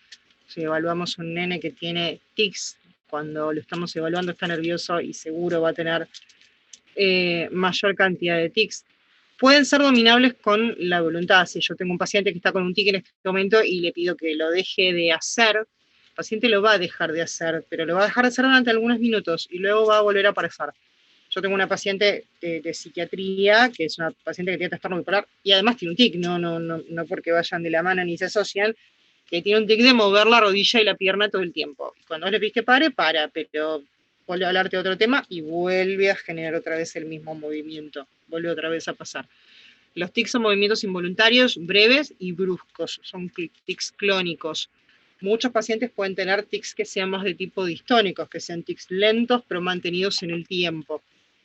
Afectan un determinado grupo muscular y se repiten por un impulso obsesivo a la realización. Una de las patologías que más tics tienes es la que vamos a ver ahora, que es el síndrome de Gilles de la Tourette. ¿Cuáles son las causas por las que podemos tener? Bueno, muchos son psicológicos, se suele ver en los pacientes que tienen trastornos obsesivos compulsivos, tienen bastantes tics repetitivos, y en algunos pacientes que son de tipo fóbicos. Suelen verse también pseudotics en los pacientes que tienen enfermedad de Parkinson y cualquier tipo de encefalitis, y una patología que al doctor le gusta mucho tomar, así que denle bola, que es la enfermedad de Gilles de la Tourette. Es una enfermedad que tiene innumerable cantidad de tics, de los que ustedes quieran y de los tipos que quieran, que pueden ser movimientos, que pueden ser gritos, que pueden ser ruidos, ¿sí? Comienza en la infancia, comienza en la cara, se puede extender al tronco, puede extender a los miembros, y tienen la característica de tener coprolalia, ¿saben lo que es? Malas palabras. Malas palabras, insulta todo el tiempo. Ecolalia, que es la colalia. Hablar todo el tiempo, el eco. El eco, Repiten lo que dice la otra persona. Exacto. Si yo lo tuviera, vos me acabas de decir, repiten lo que dice la otra persona. Yo te diría lo mismo. Todo el tiempo el paciente repite lo que ustedes les dicen, con lo cual es muy difícil evaluarlo. Vos le preguntás ¿cómo estás? Y la respuesta de él es ¿cómo estás? Vos le volvés a decir ¿cómo estás? Te vuelve a decir ¿cómo estás? Hay un momento en que, sí, ahora les hablo de películas que muestran enfermedad de Tourette, que para, ¿sí? Que el paciente logra frenarlo. Cuando lo quiere frenar, cuando intenta frenarlo, no puede bajo ningún tipo de circunstancia frenarlo, y al contrario, se pone tan nervioso que empieza con mayor cantidad de tics. Tienen cierto... Perdón. Sí, decime. No, soy André, era para decirles que vean un video de una chica que subieron a Instagram de Fede Popcall, ahora si quieren se lo dejo abajo, que le hacen una entrevista a una chica, una nena que tiene Tourette, y es increíble. Porque justo muy facial en los tics que tiene. Nada, pensé que había terminado de explicar qué era y te iba a decir que está bueno. Dale, ahora después se los pasas. Ahora yo después les cuento algunas. ¿Sí? Acá preguntan si tendría un componente psiquiátrico también. La coprolalia es parte de lo que el paciente tiene la compulsión de decir malas palabras y de insultar. Y no es que te está insultando, no puede contener la intención. Lo que quizás tiene más de algo psiquiátrico es que tiene mucha cuestión de ritual fóbico y obsesivo. Se parece más a un obsesivo compulsivo. Además tiene conductas sexuales que pueden ser bastante cuestionables. A veces algunos son agresivos desde el punto de vista sexual, otros quizás son de exhibirse, de mostrarse. Y otros quizás el insulto venga por el lado de lo sexual, ¿sí? Algunas pueden tener conductas de automutilación, que esto sí ya es un componente más de tipo psiquiátrico. ¿Qué patologías, qué películas les puedo recomendar que vean? Una es parte del video que van a ver ahora, que es una película de un profesor, la traducción es enfrente de la clase, que es un nene que tiene un Tourette, lo van a ver desde su vida adulta. Se ven muy bien los tics, no se ve tanto los insultos y demás. Y después una que todos ya sé que vieron, que es Toc Toc.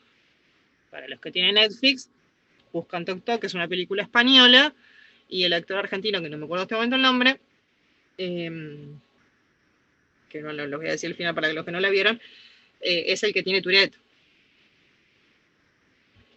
Sí, está bastante exagerado por momentos, pero tiene un Tourette. Les pensaba poner un video de esa parte de la película, pero justamente los insultos que tiene son un poco fuertes, y me pareció que no era muy correcto para una clase. Pero los que tienen Netflix, mírenla, que aparte de que están buenas, cómo se trata los pacientes con trastorno obsesivo compulsivo, es bastante graciosa, y la van a pasar bien. La que viene... Este era el video original que tenía la clase. La paciente tiene un Tourette. Ven que es una paciente joven. Esas son partes de los tics que hace. No los puede contener. Cuando tratamos de que los contenga o la exponemos a que los contenga, va a ponerse muy nerviosa y se va a exacerbar.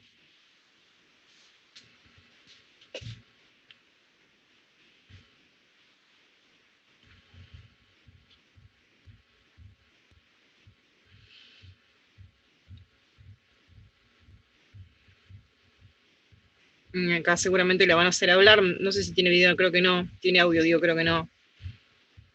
No, el audio no se está reproduciendo. Buscamos a ver si cuando hable insulta, si repite, ¿sí? Aparecen como por tandes durante el día, pero por más que se concentre, el tic lo tiene. No lo puede frenar voluntariamente. Y después de esta viene el video. Si querés pasar la que viene, Luciano, creo que es ese, ¿no? La de la película. Sí, es esta.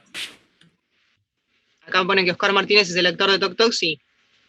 No me acordaba el nombre, ¿sí? No sé si se escucha el audio. No se escucha, ¿no?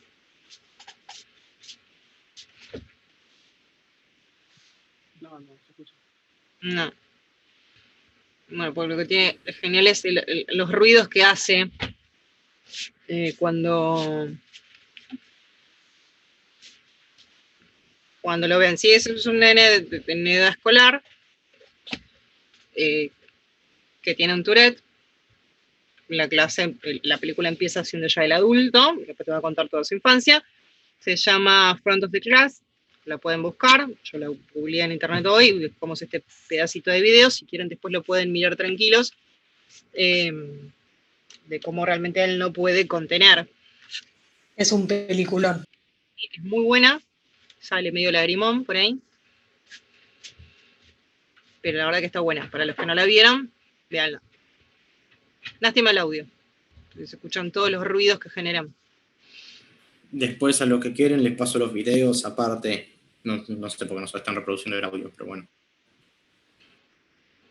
Fíjense que ahora, que un poquito más y ya la cortamos,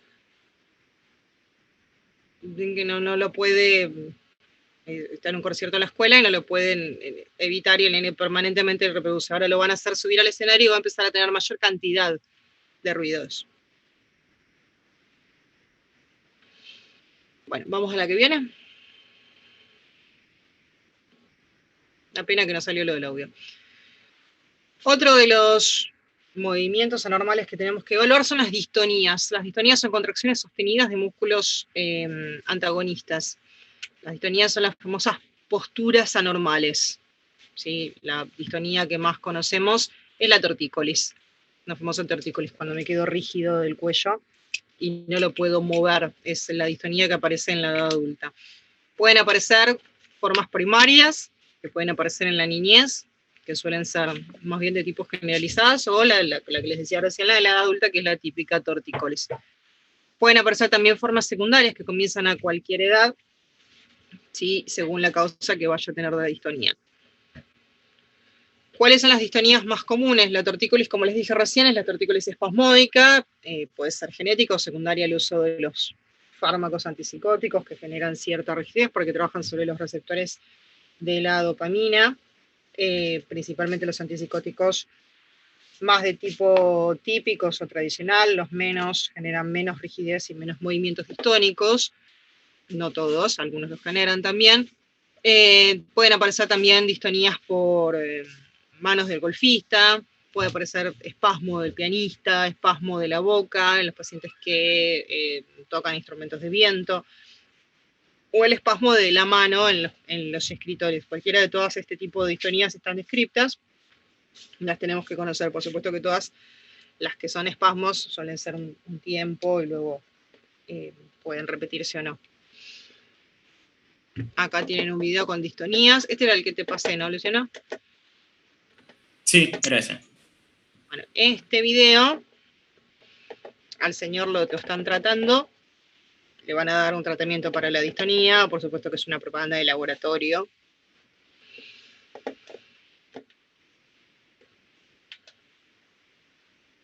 Van a ver ahora el grado de distonía.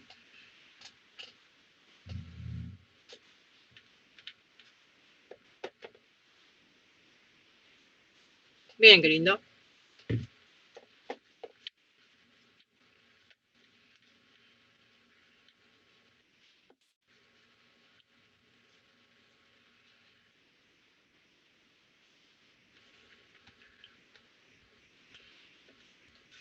Les da impresión.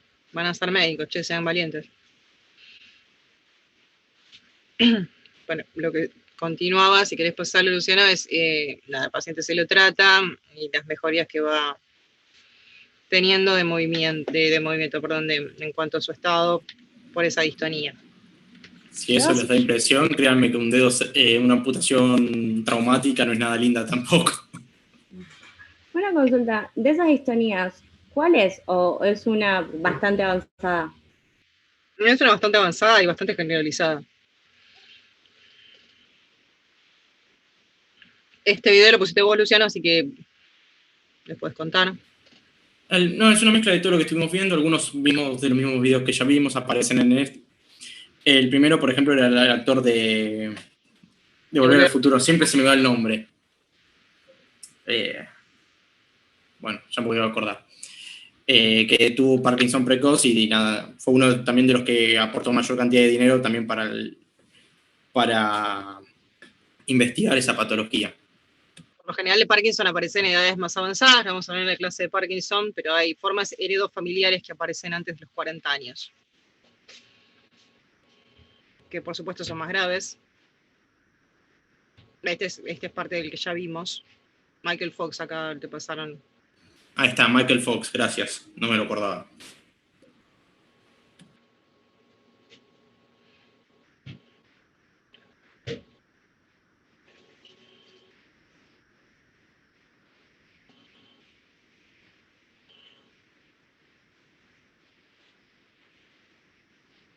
Ahí tiene el video de la distonía.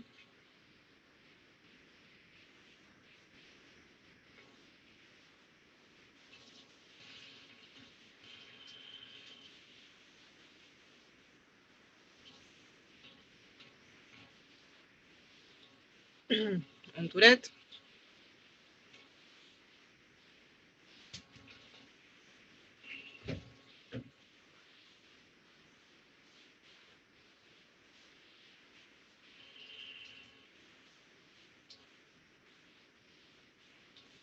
Con respecto al tratamiento de la distonía, que acá recién vi que preguntaron, las distonías se pueden tratar con toxina botulínica, en algunos casos que son más graves, en realidad va a depender un poco de la causa. Si la causa fue por consumo de antipsicóticos, los vas a tener que retirar y tratarlo con drogas que reviertan un poco el efecto de la dopamina. Si es algo más generalizado, puedes utilizar toxina botulínica para frenar un poco la contractura de esos músculos. Y ahora marchas, que lo han dividido Luciana y Andrea, no sé cómo.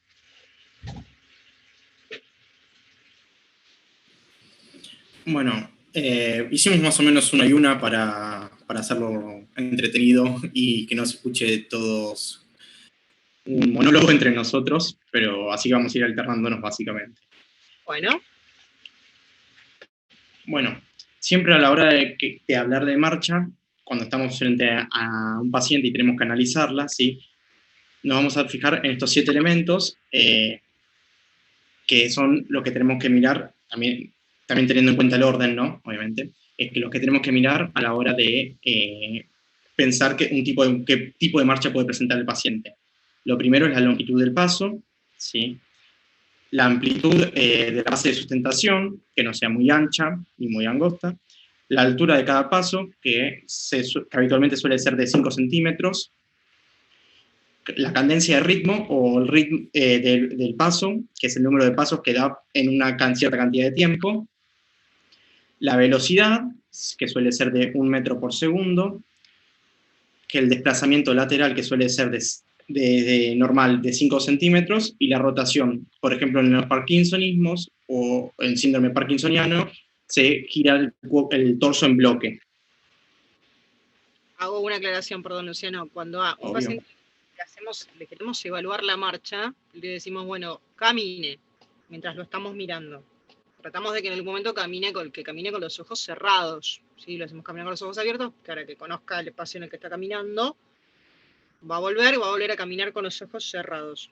En un determinado momento le vamos a decir, bueno, pare, gire y vuelva. ¿Sí? La rotación, lo normal es uno poder parar, girar y volver. El paciente que tiene Parkinson para, gira una parte, gira otra, en el medio hay una especie de lapso.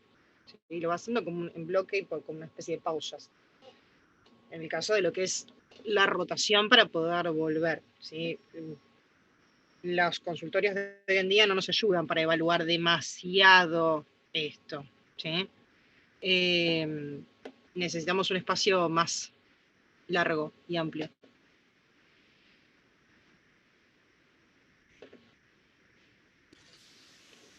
Bueno, vamos a empezar hablando de lo que vendría a ser la marcha del anciano, ¿sí? Cuando uno habla de la marcha del anciano también se dice que se habla de la marcha senil. Ustedes, si tienen abuelos o si tienen alguna persona mayor en la familia, cuando lo ven caminar se dan cuenta como que el anciano se proyecta para adelante, o sea, la cabeza va más cerca del piso que del cuerpo, además que empieza lo que vendría a ser una cifosis propia de la edad, que se empiezan a encorvar y se genera como una flexión del tronco, de las caderas y las rodillas para uno poder mantener el equilibrio, ¿no? Va a empezar a balancearse menos, va a moverse menos lo que vendría a ser el paciente, y va a dar plazos cortos porque le va a costar, por ejemplo, a mi abuela le pasa que ella camina despacio porque se cae siempre. A veces se dice que se asocian muchas caídas de lo que vendría a ser el anciano, principalmente en las mujeres, porque disminuye la velocidad y tiene un varo en las piernas, o sea, las piernas se ubican en forma de O, eso también predispone a que la paciente cuando se caiga pueda tener fracturas de pelvis, ¿sí? También va a tener rigidez articular, debilidad muscular, ¿sí? Cuando hablamos del paciente masculino, tiene tendencia a lo que vendría a ser más que la mujer, de flexión de codos, de piernas y la disminución de las oscilaciones de los brazos. Puedes pasarlo.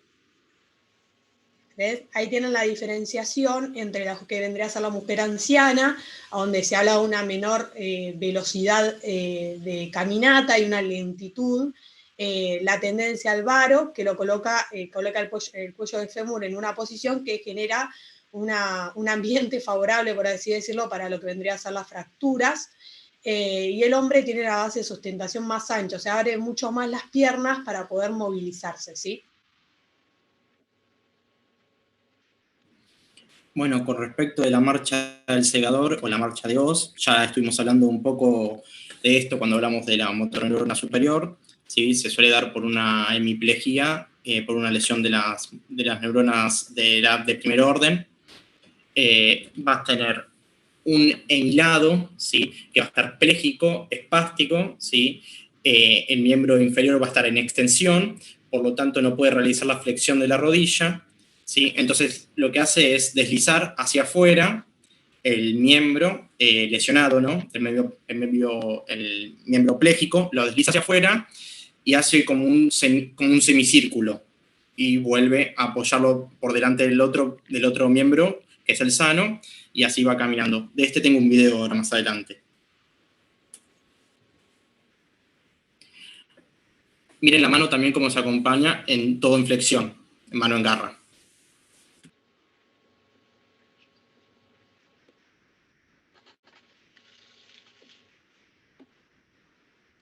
Si alguno se toma el tren Roca que va de La Plata a Buenos Aires para ir a la facultad, van a ver que hay un hombre que vende golosinas que es igual, o sea, es increíble cómo se ve reflejada la marcha de Eros.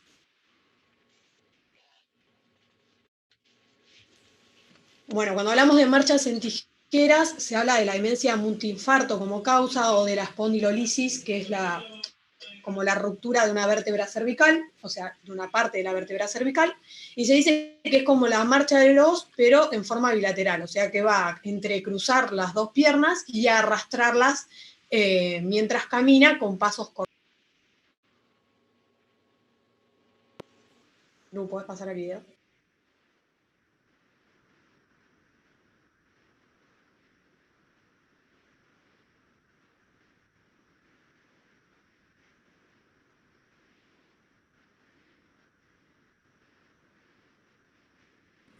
Este video es de un nene, obviamente se habrán dado cuenta, que tuvo parálisis, que tiene parálisis cerebral. No encontré la causa por la cual fue, pero asumo que hipoxia a la hora del nacimiento. Y nada, terminó con esa secuela. Po.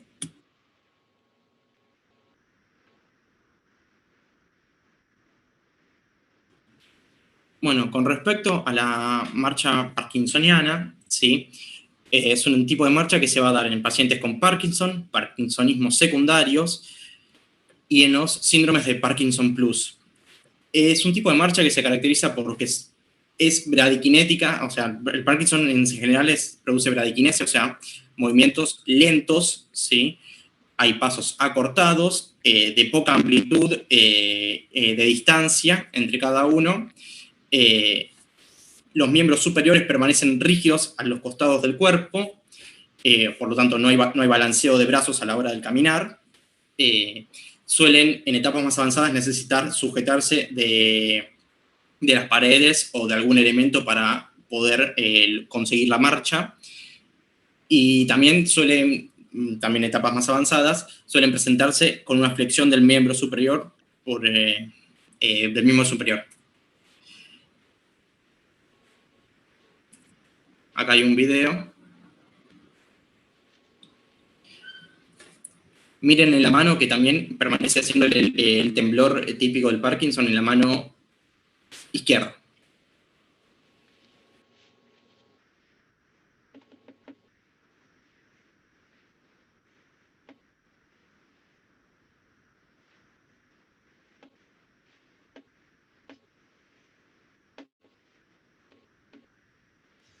Bueno, a la hora de hablar de marcha cerebelosa es más bien conocida como marcha del ebrio, porque el paciente parece un ebrio básicamente, porque se mueve de un lado para el otro, tiene amplia base de sustentación y esto es porque hay un daño en los hemisferios cerebelosos, como sabrán se encargan de lo que vendría a ser el equilibrio, entre otras cosas, y el paciente como sabe que tiene esos vaivenes, lo que hace es hacer pasos pequeños y aumentar la base de sustentación para no caerse, ¿no?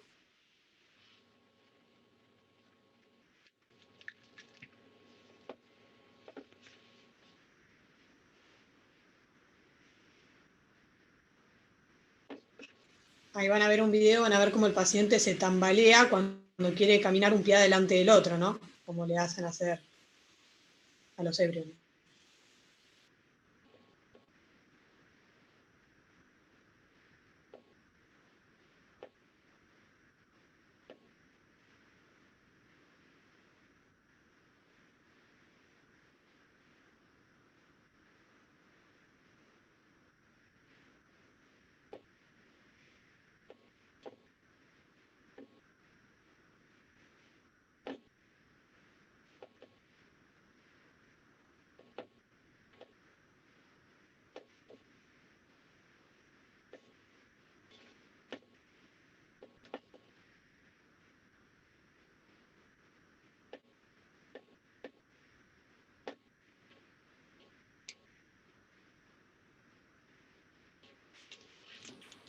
Si a ese paciente se lo encuentran en la salida de un boliche, ten por seguro que es ebriedad. Bueno, No es muy distinto de una que haga memoria emotiva de alguna noche de salidas. allá cuando se podía, ¿no? Lucho se acordó de él cuando aprobaba los exámenes y a la noche salía. Cualquier Seguramente semejanza con la realidad. Es igual pura ustedes coincidencia. son sanos, supongo que no salen ni hacen esas cosas. No, Guadalucho sí. Ah, bueno. Qué buena compañera ahí, mandando al frente. Sabía Bueno, que tenía ebrio. con respecto a la marcha de Avisco, marcha en estrella, se da por un síndrome laberíntico, ¿sí? O sea, por ejemplo, por una laberintitis. El paciente se lo hace caminar con los ojos cerrados, ¿sí? Hacia adelante, luego, o sea, lo hace caminar hacia atrás, y ese movimientos se repiten algunas veces en el tiempo, hacia adelante y hacia atrás. El paciente, al no poder tener un equilibrio por la patología laberíntica, lo que hace es desviarse para el lado lesionado, ¿sí? Entonces va a ir girando sin percatarse de que está girando el mismo, entonces va dibujando lo que se conoce como una estrella. Hay un video, ahora que lo voy a poner, en que se ve muy bien eso. Sí, también se puede llegar a ver en el síndrome de Meniere.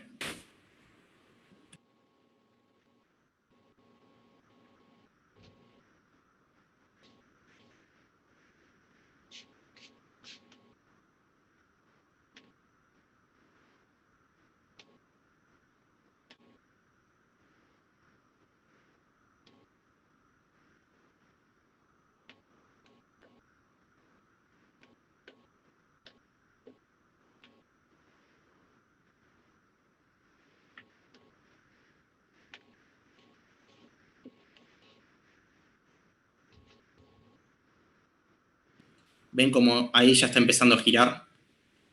No se mantiene en la misma línea. Sí. Van a ver que en un momento empiezan a correr todas las camillas cerca del hombre.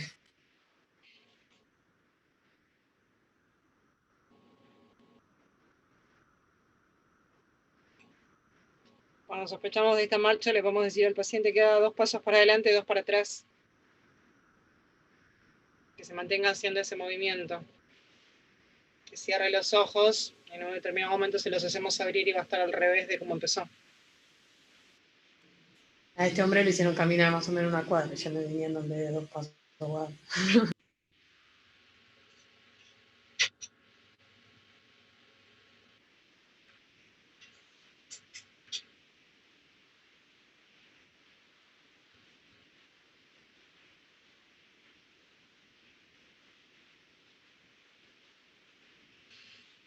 Por supuesto, vamos teniendo cuidado con los elementos que puede haber alrededor y que el paciente no se golpee, ¿no? Si vemos que el paciente está yendo con una estructura, lo frenamos.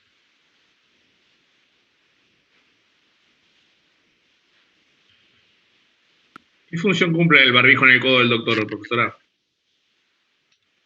De adorno, calculo. No lo vi en el codo, ¿dónde? Ahí lo va a ver, ahí. Sí, se ve. En el que está más a la izquierda.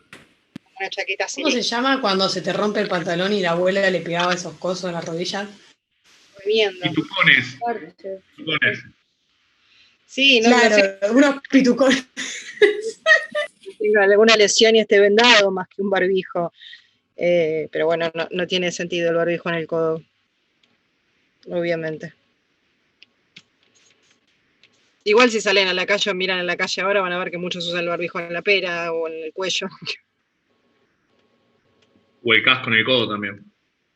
El casco en el codo es el típico accidente que vas a ir a buscar en la calle en la ambulancia. El casco en el codo es nada, es regla. Lo que me encanta es que la gente que usa mal el barbijo se pone guantes y agarra con los guantes que toca las cosas, agarra el celular y se lo pone, lo toca a la cara. O sea, cero. Obvio, eso siempre pasa así. Yo una vez fui a un auxilio a un paciente con el casco en la mano que falleció, digamos, su fractura de cráneo, con hematoma epidural y rápidamente se descompensó y el casco estaba en el codo. Y por supuesto que lo que se estrelló fue la cara. Y era una persona un delincuente. Se escapaba de la policía. Por eso iba a la velocidad que iba y se estrella. Lo bueno es que el Me codo quedó encantan los sano. finales felices. Sí, el codo sí. Sí, El codo quedó sano, eso seguro. otros que he visto que no murieron, sí, les he dicho, el codo te quedó divino, que la cara te quedó destrozada, corazón, o sea, el casco va en la cabeza, no en el codo. Esa es la típica accidente que van a ir a ver en la vida. Bueno, chicos, esto ha sido todo por hoy. Espero que descansen, que tengan una buena noche, una buena semana todos. Aprovechen la semana que viene a estudiar fármaco, imágenes y, por supuesto, descansar lo que puedan. Es un año bastante duro. Cualquier cosa, aquí estamos. Las clases estas, denme un tiempito, tengan un poco de paciencia, pero la voy a subir, no es que me voy a olvidar, estamos terminando de arreglar el material de la página. Pero en cuanto pueda la subo, si alguno la quiere muy urgente, ya le dije, me la pide, se las paso por mail, no hay ningún problema. La próxima vez que nos veamos va a ser la semana del 1 de agosto, martes, 19 horas, volvemos al horario habitual. Esta semana fue por una cuestión de no encontrar disponibilidad en el Zoom. Perdón la semana pasada, pero realmente no me encontraba en condiciones de dar clases, con una crisis migrañosa que me duró todo un día. Así que no, realmente estaba bastante atontada para darles clases, así que tuve que suspenderla por eso, pero era este tema el que íbamos a ver la semana pasada. La próxima vez que nos veamos va a ser enfermedad de Parkinson, y vamos ya otra vez a volver a los casos clínicos, a la guardia como corresponde. ¿Alguna duda, alguna cuestión, algo que quieran preguntar, plantear? Doc, una consulta. Respecto al, uno de los casos clínicos que estábamos haciendo en el foro. El síndrome de Parkinson Plus, ¿es siempre una base de signos de Parkinson asociada a una enfermedad? Tiene sintomatología parkinsoniana y está asociada a una enfermedad. Ah, perfecto. Porque me confundía el significado de Parkinson Plus. Sí, lo que no tiene es un déficit de dopamina como tiene el parkinsoniano en la sustancia negra. Bárbaro, gracias. Bueno, la semana que viene tenemos justamente que ver eso, ¿sí? Ver enfermedad de Parkinson. La verdad que no, la otra. No los quiero confundir, igual yo se los anuncio siempre por el foro.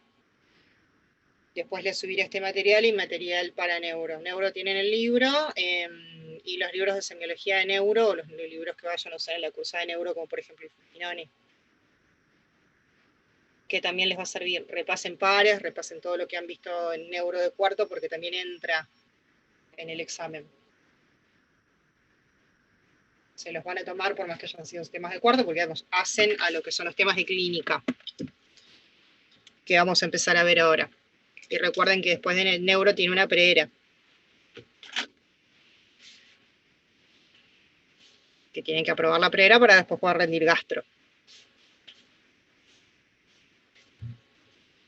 ¿Alguna duda, alguna cuestión?